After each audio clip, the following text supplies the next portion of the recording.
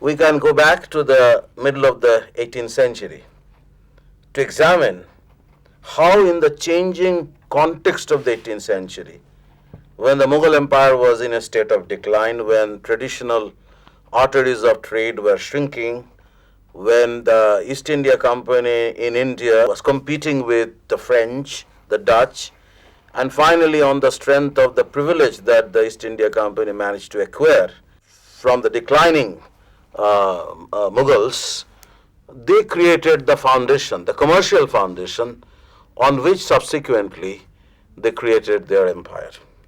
So as we try to explain the origins of British imperialism in India, we have to bear in mind three critical points. In the first place, the larger context of the 18th century was characterized by the decline of the Mughal Empire. And certainly, this had a bearing on the way the Europeans were becoming very powerful. And one of the ways to increase their local power was to link up with the courtiers in the different Mughal courts. Second point that needs to be stressed concerns the growing hegemony, the growing dominance of the European trading groups, the company, but the company was not alone because most of its servants were also trading in private capacity. They are involved, may not be in interoceanic trade, but they are involved in coastal trade, they are participating in inland trade. So the relationship that the company managed to establish with powerful merchant groups within Indian society needs emphasis. Thirdly, if we say that Bengal was the British bridgehead, it was in Bengal that the process of imperial expansion had begun with the defeat of Nawab Siraj-ud-Dawla in the Battle of Plassey. Then Plassey has to be situated in the larger backdrop of the changing position of the East India Company in Indian politics and commerce. Its growing political importance at one level, its growing commercial importance at another level, and the way the company had been able to marginalize not merely its European competitors, but also managed to undermine and turn the Indian traders into dependent merchants.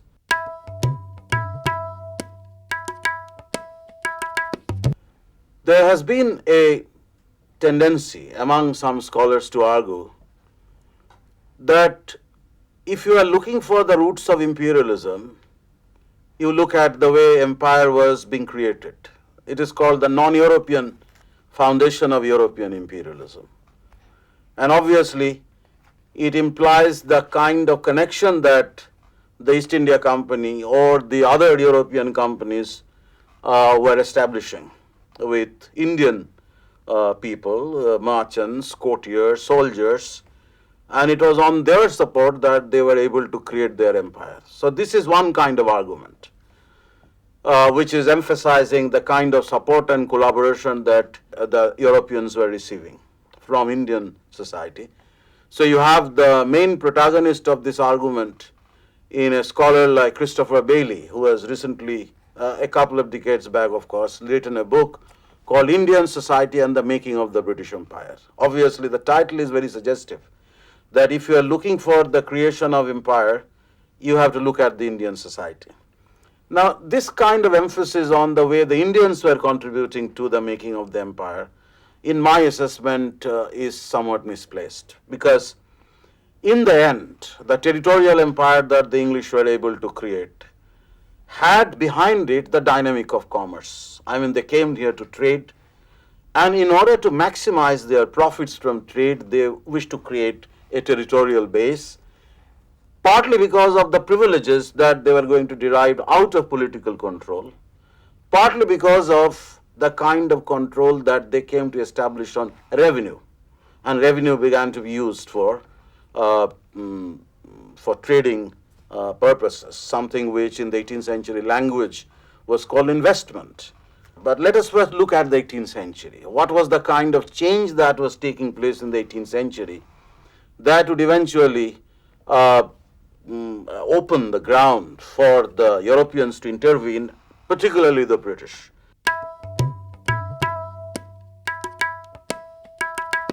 The intervention in 1757 was not a sudden event, was not a kind of a revolution that the contemporaries experienced and became somewhat awestruck or became somewhat nonplussed by the suddenness of the event. Gradually, slowly, incrementally, the British were trying to carve out a powerful space for themselves within the changing scenario of 18th century politics and commerce.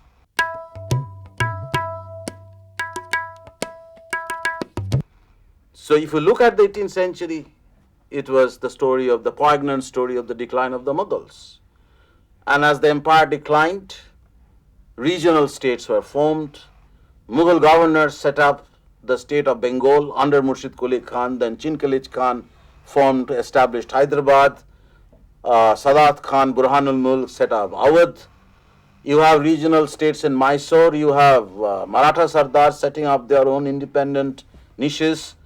Later on, you have the Sheikhs under Ranjit Singh creating another kingdom in the west. So, in this kind of centrifugalism, so to say, I mean, the way the center was not actually holding its own, regions were asserting their autonomy, there was also a change in the structure of India's trade.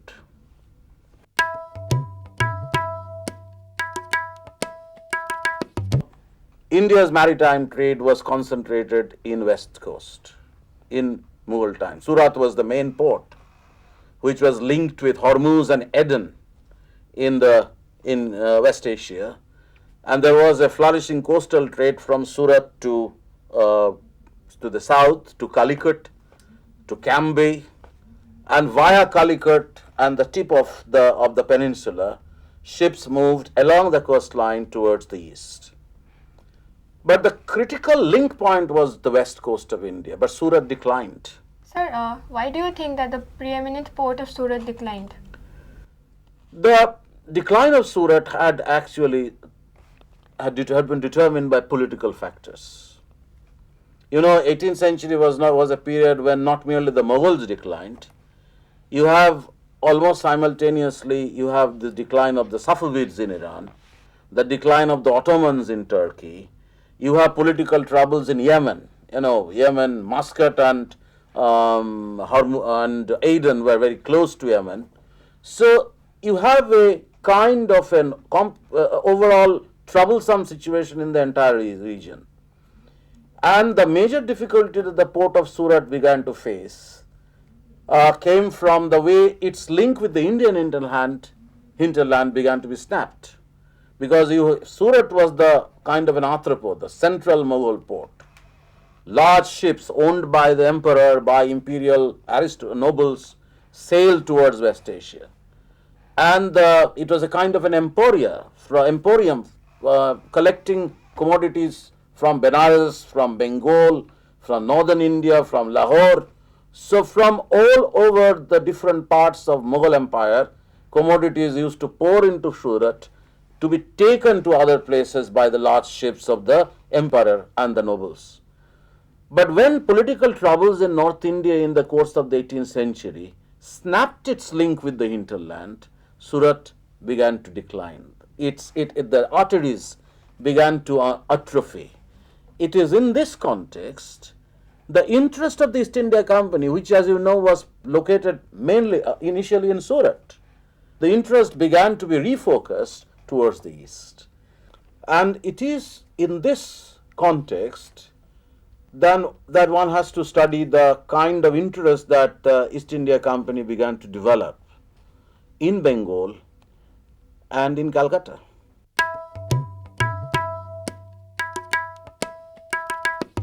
Calcutta, as you know, was founded, although the date cannot be, any fixed date cannot be assigned. People say that already Calcutta was growing because traders were moving down to Calcutta from the northern reaches of the river. But once the company set up its warehouse in Calcutta, there was a tremendous expansion of the trade from Calcutta. Calcutta fleet was increasing in size, and it was from Calcutta that the main thrust towards establishing a kind of commercial dominance had begun. And the great advantage that the East India Company received in the early part of the 18th century was Farrukh Shia's Farman of 1717.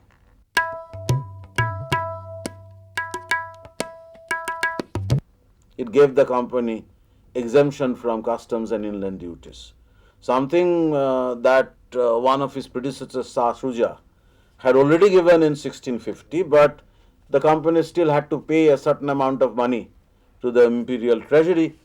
But once Farrukh Shia's Farman was actually granted to the company, and the company received this particular privilege of being able to trade without paying duties, it was now actually drawing Indian traders to itself. It was actually creating a powerful network. It was turning these Indian traders into dependent traders. Boats which carried commodities from Calcutta to North Indian riverine ports, invariably Indian traders would allow the English boats to carry their goods because they don't have to pay anything by way of taxes. So that, I would imagine, was the first step taken by the company to forge intimate links with local traders. So, but sir, how was it that Indian trade became more dependent on the company? Partly because of the kind of privilege that the company was endowed with by Farrukh Shia in 1717. Some historians describe it as the Magna Carta of English trade in India. I mean, you are able to carry commodities to different parts of the Mughal Empire without having to pay any taxes. So if you are not actually paying any taxes, you can sell your commodities for cheaper prices, and you will certainly have a greater competitive advantage over your rivals. As a result, the Indian traders who had to pay their taxes began to use these European boats as their fronts. So the boat is European, the commodities are owned by Indians. This kind of connection that was forged more prominently from the early 18th century gave the company a certain advantage, certain privilege that, of course, began to be abused. As you know, that in the course of in the second quarter of the 18th century, when the company was actually involved in periodic bouts of conflict with the Bengal Nawabs, frequently the Nawabs complained about the way the company's traders were actually misusing this privilege. Sir, why was it that they exempted the company from paying the taxes? This is very difficult to explain, but perhaps because of the kind of influence that the company had already begun to exercise in the regional Mughal courts. I mean, people recommended their case to the emperor. So the emperor gave them this privilege. But the privilege nonetheless is very significant because it gave the company a certain extra power, commercial power in the region. And it was easier for them to link up with the local traders, local trading groups. You have all heard about Omichand, the famous Punjabi Khatri merchant of Calcutta, one of the great collaborators of the English East India Company. And it was with people like Omichand that the company decided to forge their connection since the early part of the 18th century. So that when that conflict actually began to brew up with Siraj-ud-Dawla in 1777, a group of Indian courtiers, a group of Indian traders would rally behind the English East India Company to give the English a fairly easy victory in Plassey. As you know, Plassey was a skirmish.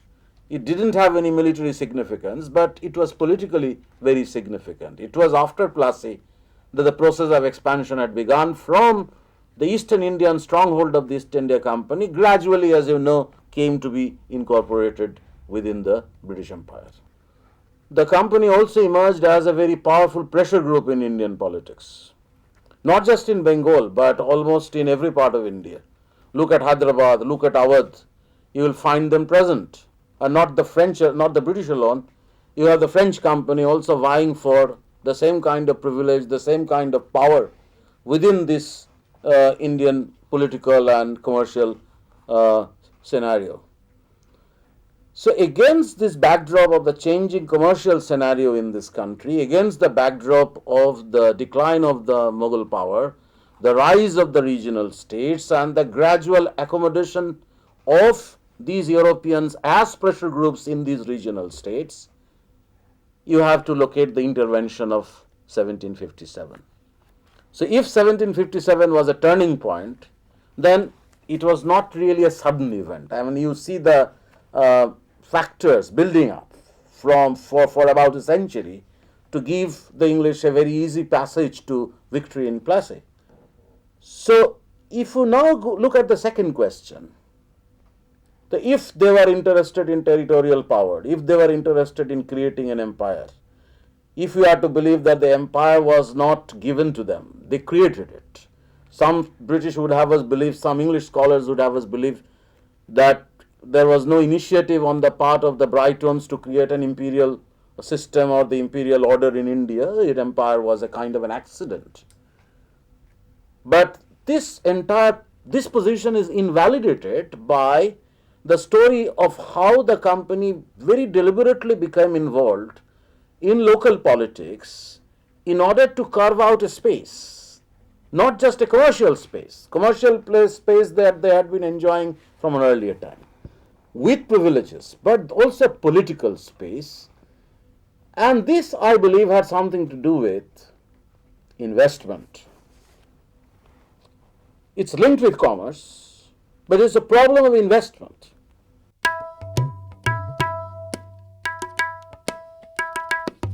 The normal practice for all these European companies was to exchange bullions for goods.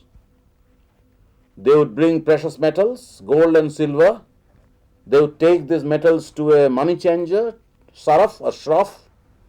They would convert, the shroffs would convert these bullions into local currency by charging a commission.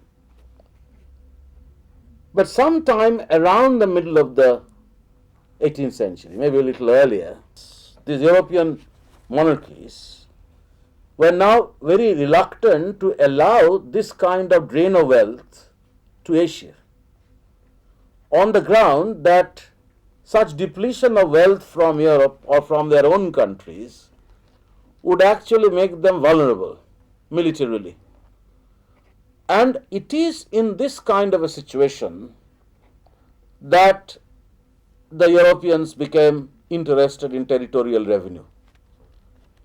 Privileges they were getting in any case, but once they would achieve power in Bengal, as we know, the British would actually try to impose far more restrictions on Indian traders, would turn the collaborators into dependents. An independent collaborating trader would be turned into a banyan or a gumusta, an underling. The British would then try to impose restrictions on local artisans and weavers, asking them not to deal with anyone else except the English East India Company. But the revenue was the great boon that a company or a trader always would look for, to be able to trade without paying anything. So they are collecting huge sums of money by way of revenue in Bengal. It was the richest Mughal Suba, would convert it into bullion, transfer a part of this bullion subsequently to China, and then part of this bullion would go to Madras to allow companies' investment in Madras. So Bengal revenue would certainly emerge once the British would achieve complete political power after 1765 as the critical factor in smoothening the process of English East India Company's commercial and political domination, an advantage that the French or other competitors didn't have. The French, however, had shown them the way. It was from the French that the British learned this strategy of establishing some control over territorial revenue by carving out a space. You are maybe familiar with the conflict between the French and the British in India.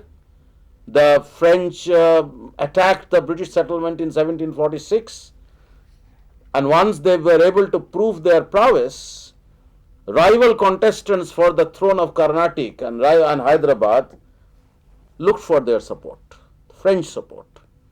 So you have the English East India Company propping up certain people, Muhammad Ali Walaja as their candidate in the Carnatic. The French propped up someone else, Chanda Sahib, but the issue was settled in their favor, in favor of the British. When Muhammad Ali Walaja was installed as the Nawab of Carnatic, and in return, the British received a lot of privileges. Sir, this clash between the British and the English, was it only Between the French and the English, I mean. British and the French, was it for the like domination over India? I mean, was it only that reason? Partly so, but you know, it had a European story as well, because in the 1740s, as you know, the French and the British were clashing in different parts of the world as well, in Europe, in Americas. So in a way, the clash between the English and the French in India was a reenactment of that conflict, that European conflict. But as I was just explaining to you, that it had an Indian dimension as well. That Indian dimension came from the involvement of both the British and the French in local politics, trying to prop up their own proteges as rulers of local kingdoms or principalities which had emerged on the ruins of the Mughal Empire. The case of the Carnatic I have just cited, but the fact of the matter is that why were they trying to prop up somebody as a local ruler, whether in Carnatic or in Bengal? Because through such men who would be more amenable to their control, they would have a firmer grasp, firmer grip over territorial revenue. And this territorial revenue was extremely important for the Europeans then, because of this problem of investment. So if you look at the way the agreement was reached between Muhammad Ali Walaja and the British, you see the kind of abiding interest of European companies in territorial revenue. In return for the support that Muhammad Ali Walaja received from the English company, he agreed to part with a portion of his own revenue fund to the English. The French had done the same thing in Hyderabad, where they had succeeded in installing Muzaffar Jung as the Nizam of Hyderabad. Muzaffar Jung was the French protege, and Muzaffar Jung had agreed to part with a certain districts of his kingdom to the company, so that the company could actually, French company in this case, French company could actually derive certain revenue resources through this kind of control over the revenue fund.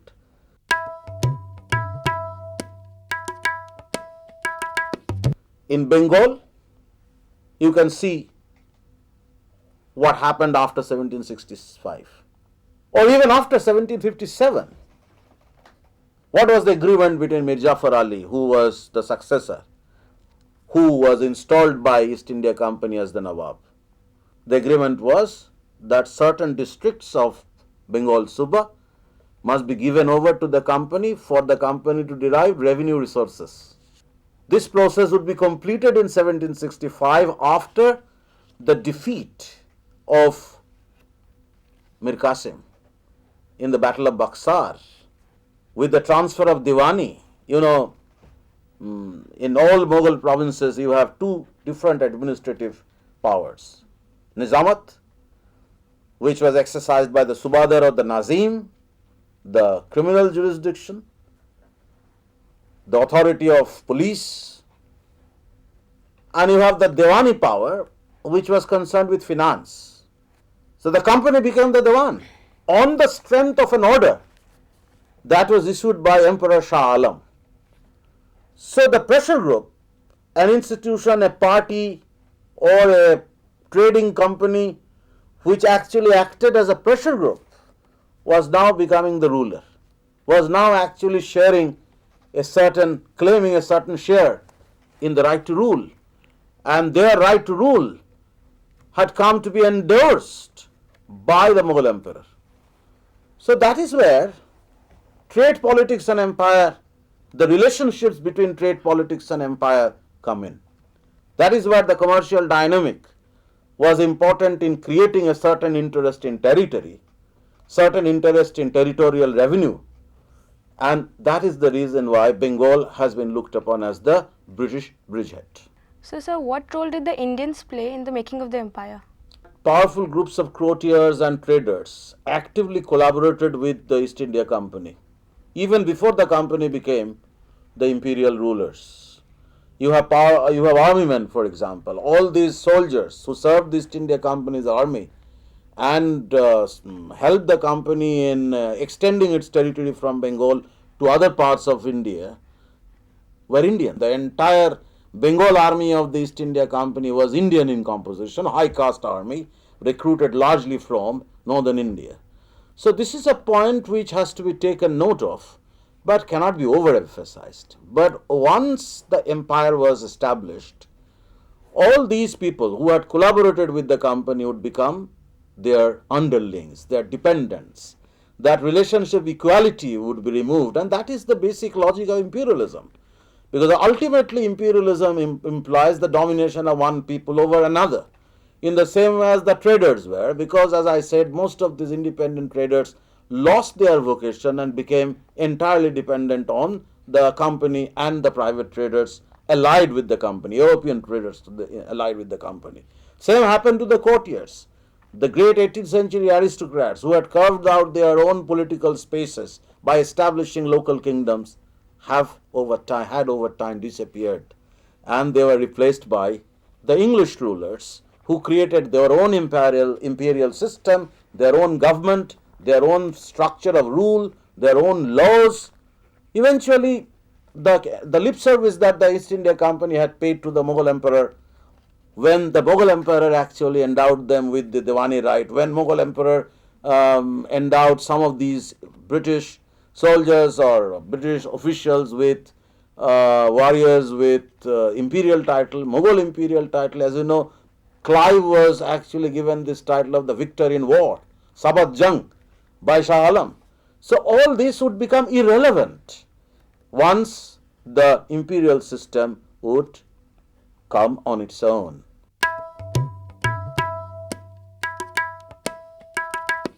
So I am certain that in this episode you have seen how the empire or the foundations of the empire were laid out by the British from an earlier time than the military victory of Plassey. But once they became firmly entrenched in Bengal, they would begin to move in other directions militarily. They would turn Awadh into a satellite, they would turn Hyderabad into a satellite, they would turn their dominion in Bengal into the dominion of India. So, on a later occasion, we are going to examine the political and the military process through which the dominion in Bengal would be gradually turned into the dominion of India.